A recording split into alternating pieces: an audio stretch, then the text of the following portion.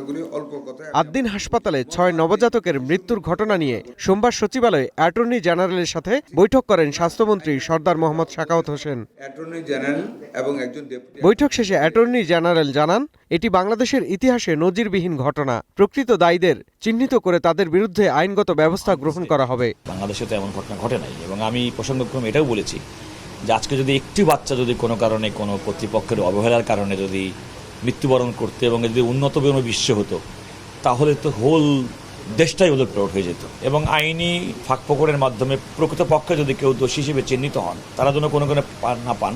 স্বাস্থ্যমন্ত্রী জানান, ঘটনার প্রকৃত কারণ উদ্ঘাটনে ভুক্তভোগী পরিবারের সাথে কথা বলছে তদন্ত কমিটি। কি কারণে নির্মম এই ঘটনা তা খতিয়ে দেখা হচ্ছে। প্রতিবেদনটি আরো গতিশীল হওয়ার জন্য, আরো প্র্যাকটিক্যাল হওয়ার জন্য ওই বাচ্চাদের মায়েদের সাথে কথা বলা প্রয়োজন এবং তদন্ত হবে। 3 দিনের ভিতরে সেই তদন্ত রিপোর্ট 3 তারিখের মধ্যে দাখিল হবে।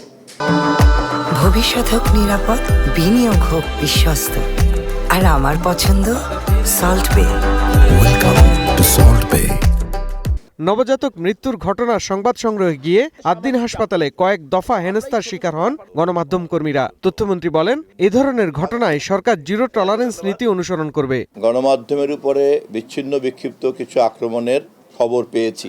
মাননীয় প্রধানমন্ত্রীর স্পষ্ট নীতিমালা হচ্ছে, মূলধারার সকল গণমাধ্যমের পেশাগত দায়িত্ব পালনের ব্যাপারে সরকার সর্বোচ্চ সহযোগিতা অবলম্বন করবে। মূলধারার গণমাধ্যমের পেশা চর্চার ক্ষেত্রে কোনো ধরনের কোনো অনৈতিক বাধাকে মোকাবেলা করার ক্ষেত্রে জিরো টলারেন্সের নীতি অবলম্বন করব। সাংবাদিকদের নিরাপত্তা ও নিরাপদ কাজের পরিবেশ নিশ্চিত করতে সরকার বদ্ধপরিকর বলেও জানান তথ্যমন্ত্রী। একদম সরাসরি। শাহরিয়ার বাঁধন, ওয়ান নিউজ, ঢাকা।